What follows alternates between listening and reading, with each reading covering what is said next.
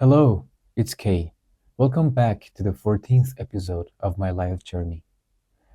I've already started implementing changes in my life by obeying the orders that my life coach gave me. For example, I stopped using any applications that were wasting my time on my phone. I deleted all of them. And for example, Instagram, I check it only once a week, and that's only through web to reply to necessary and important messages. That's it. YouTube, I turned off the suggestion mode so that I can, you know, only search for what I want, what is necessary about my field, and so that I don't aimlessly, scroll through videos and, I can keep my mental energy. I cut off music completely and limited my listening to only the low tempo relaxation music. And that's only when I feel that I really need to listen to something, or in other words, I'm compelled to it. And additionally, I disconnected myself completely from my phone and any gadget when I went out. And instead, I tried to immerse myself in the space and I can say the clamor of the environment. Do you feel what I mean? I tried to only listen to the sound of environment, all the sounds around me, without any judgment or overthinking over what I heard or what I saw. Sar was proud of these steps, these small steps in our conversation, and honestly, so am I. These are, minor tweaks and uh, minor practices, but they're very necessary and foundational. You feel what I mean? As we discussed, these are the building blocks of the new character that I'm working to rebuild. Every time I resist an old habit or an old urge, I'm kind of strengthening that new character that I'm trying to create. So, uh, today, this episode is about some new adjustments that SAR has introduced to my life. And I'm trying to talk about the next stage of my life journey. This episode is about how to handle the old habits and the root of decision making, and basically how the right decision is being made. So, with that being said, let's get into it. A few days ago, I had a conversation with Sar, and he asked me a question that caught me off guard. Do you smoke? Do you have any addictions? Do you use anything? And in that moment, I admitted that, yeah, I smoke occasionally. Nothing heavy, only one, two, or three cigarettes per day, sometimes none. But when I'm around friends who smoke, it gets more. He didn't judge me on that at all, but instead he said, all right, this needs to be changed. And soon you have to stop it and quit. He told me that he's happy that I don't smoke heavily and it's just a few cigarettes per week. And but anyways, I have to decrease it to half in the coming week. And in the week after, I am allowed to only smoke when I feel a compelling force. When, in other words, when it gets totally out of my control. Only then I'm allowed to smoke a cigarette. We are trying to quit, but we are not illogical. He understood that it's extremely hard to quit smoking, and yeah, uh, he also instructed me to do something. He instructed me to wash my nasal passages and my throat from today, every time before going to bed. Why is that? That is not only to cleanse my body, but also that can serve as a reminder that I've done something wrong. You feel what I mean? I've done something that I need to compensate for. And it's better to avoid it entirely. So every night before going to bed, I have to do that. And in the coming weeks, when I stop it entirely, only the nights that only the days that I smoke, on those days, I have to do this action. So, uh, after this conversation, I asked back, like, this is a bit, I didn't expect that I didn't expect you to tell me to quit smoking suddenly. Why is that? And he emphasized that, okay, the character that we are trying to build is not doesn't have any addictions to fake pleasures that harm the body and the mind. And actually, he concluded that, okay, if you want to stay on this path and build that, strong character, you need to quit your, negative addictions little by little. Then we dove into a big topic, decision making.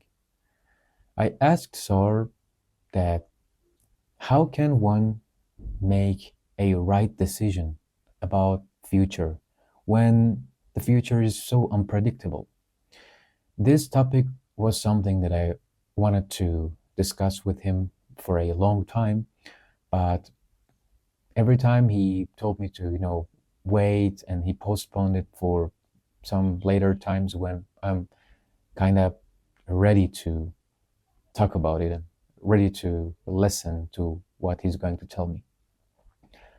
So he started by telling me a sentence that I wrote down. Decisions are made in the present moment based on what you know right now.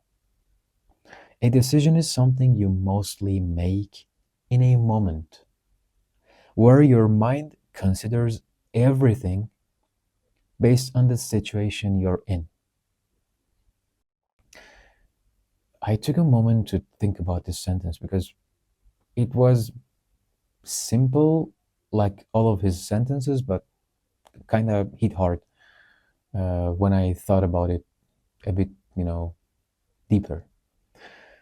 He told me that I'm not yet in the place where I can make all right decisions on my own independently, but that's okay. That's something that we are working on, and we hope for reaching soon. But how long it takes, it's only it only depends on me. I'm the only one who defines how long it will take by, doing as much as I can.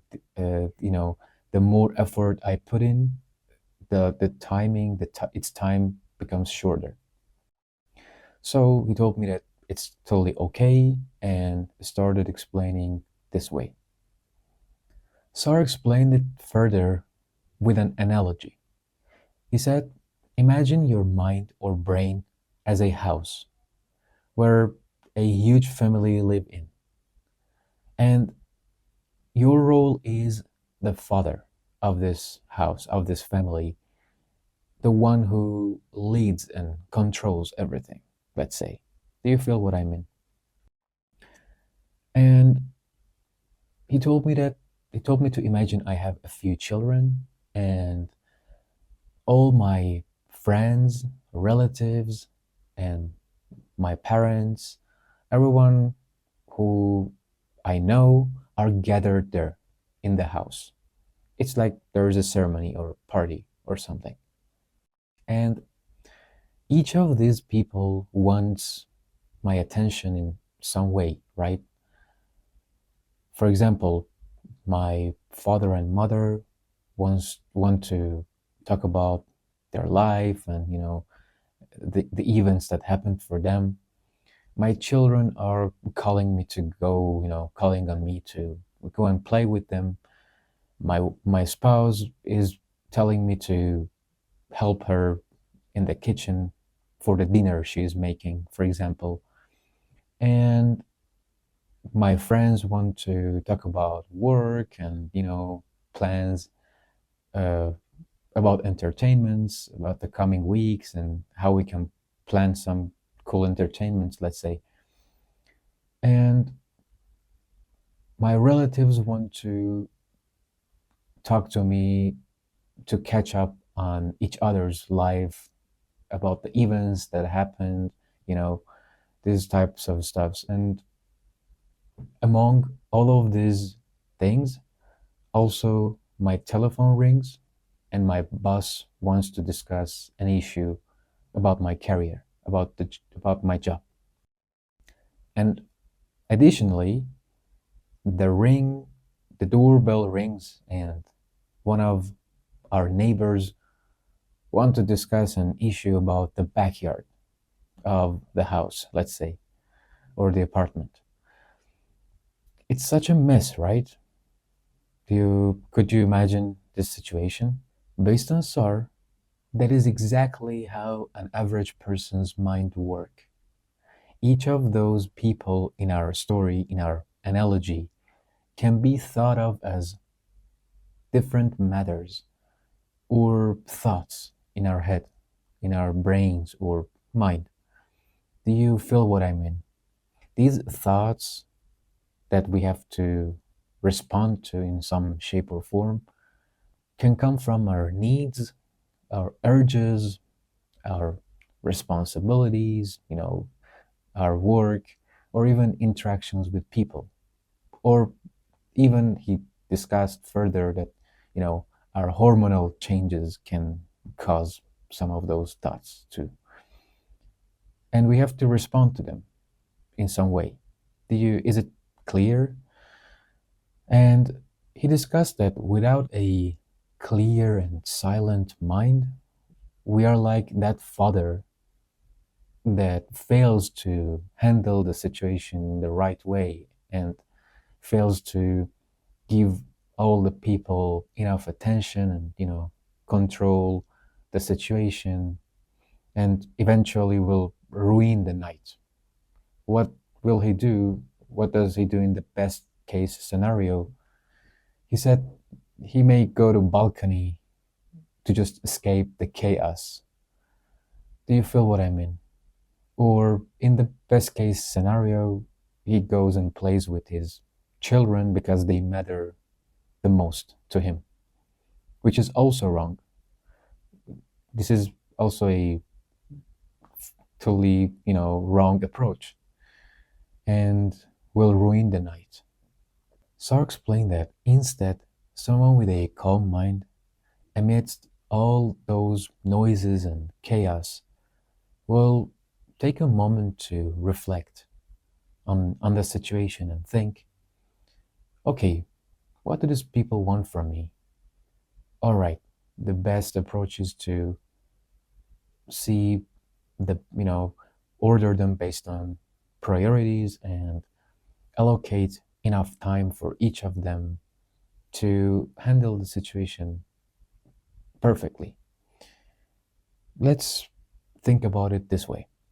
For example, okay, the father can say, my kids are always around me and there's no need to play with them all the night right here, right now. And okay, the neighborhood issues and house and or apartment issues can wait until tomorrow. And instead, I can start by responding to my boss and resolve the problems about my job, and after that, I can tell my parents to go to kitchen to help my spouse, with the dinner, and they can also talk about their life events with my spouse there. You know, this is one way, one solution. And okay, I can take enough time, I can allot enough time for every single one of them to discuss things with friends, relatives. I can go to children and see if they are having fun, you know, spend some time with them. And this way, the night will go perfectly and everyone will be satisfied and get enough attention. And this is the best approach, this is the best way.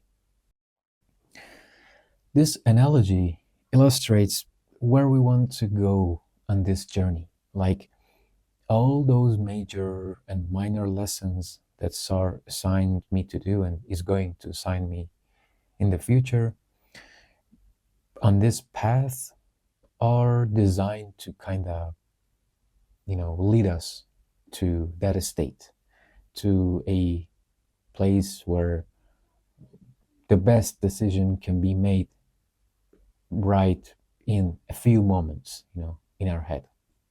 For now, I'm learning to trust his guidance.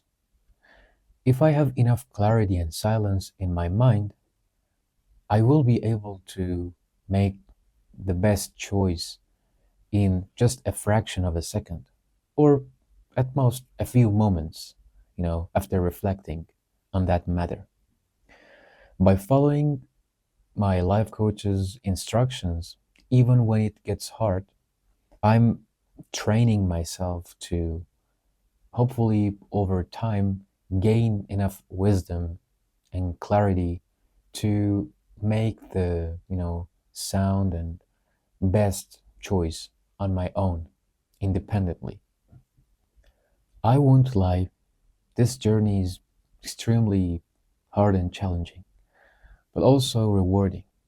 Each step forward reinforces my belief in my life coach's guidance. When I reflect on where I started some months ago, I can exactly see how my mind was like that father in that analogy, who always failed to, you know, make the right decisions and handle and manage the chaos of the night, and made poor decisions that would ruin the night, in real terms. That scenario that I had to make the right decision in. Yeah, by now I can feel the difference, after these few months that I practice these lessons. I can see that, okay, I'm not the one who always makes perfect decisions, but I feel I'm on the right path. SAR's guidance makes sense, it deeply resonates.